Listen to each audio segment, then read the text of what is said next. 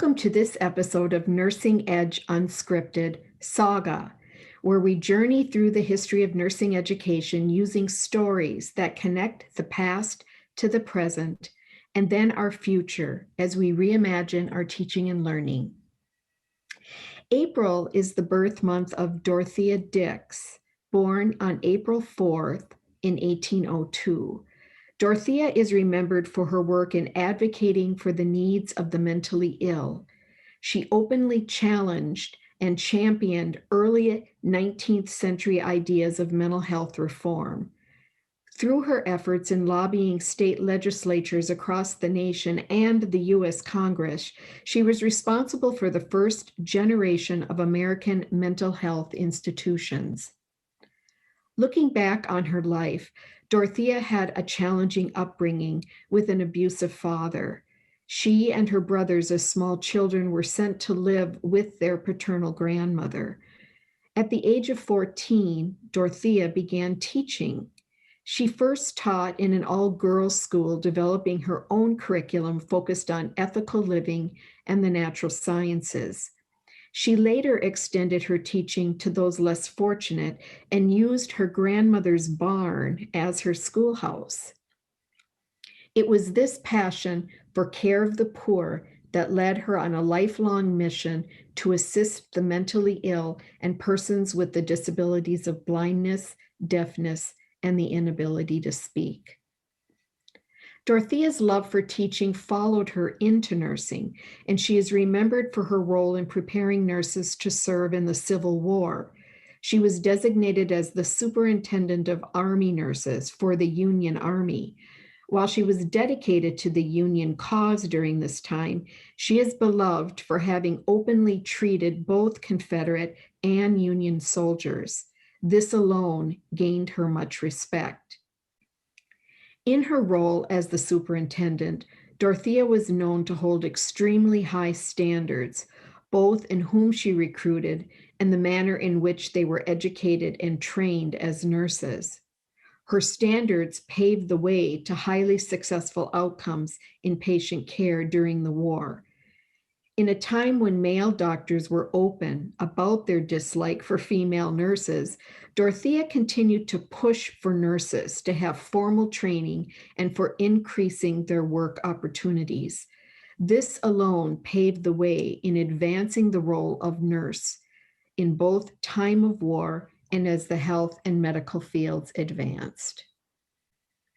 At the end of the war, Dorthea was formally recognized for her phenomenal work and service with two national flags: the care, succor, and relief of the sick and wounded soldiers of the United States on the battlefield, in camps, and hospitals. Throughout her life, Dorthea paved the way for better care for those individuals struggling with mental health conditions. She was instrumental in founding the first public mental health hospital in Pennsylvania, known as the Harrisburg State Hospital. She then founded and expanded more than 30 hospitals that were focused on treating mental health.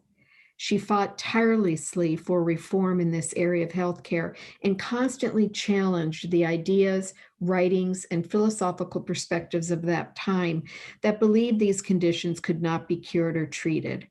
Her efforts on behalf of the mentally ill helped create dozens of new institutions, not only in the US, but in Europe.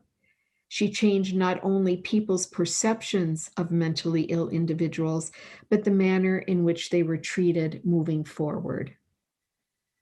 Dorothea Dix died on July 17, 1887.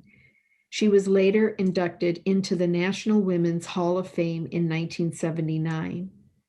The United States Postal Service honored her life of charity and service in 1983 when they issued a 1-cent stamp in her name as part of their Americans series postage stamps.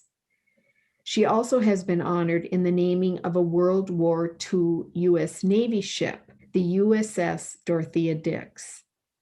Dorothea Dix has a crater on the planet Venus named in her memory. All of the craters on Venus are named after famous women. The Dix crater is named for Dorothea's work as an American female social activist.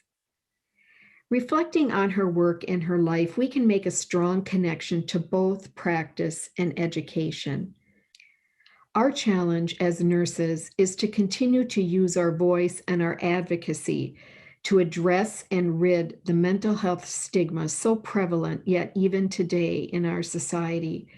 As nurses, we are on the front lines in our direct work with this marginalized population of patients in the community, as well as those patients with chronic illness who often also suffer additional mental health illness burden.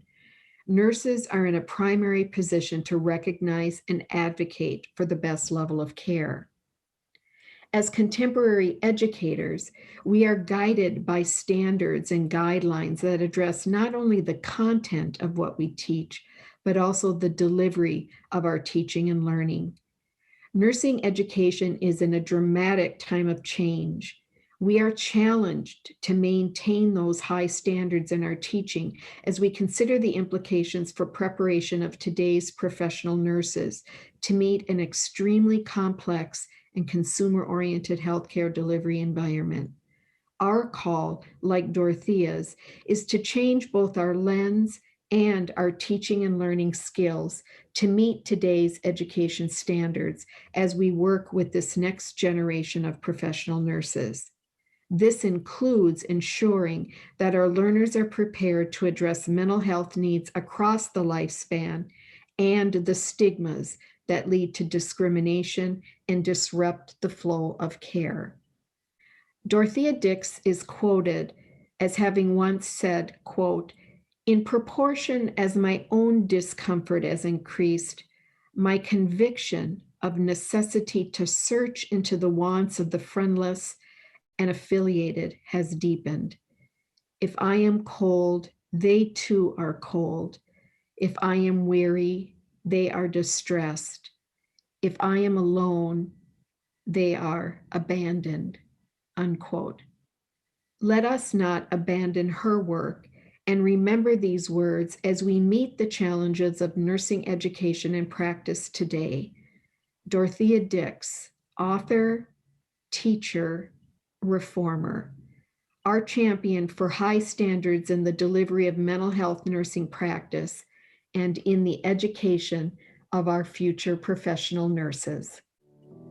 And so the saga continues. And may our saga continue as we bring to a close this episode of Nursing Edge Unscripted Saga. Thank you for joining us, and remember, good teaching doesn't just happen. Find your fit, push the boundaries, and celebrate the ahas.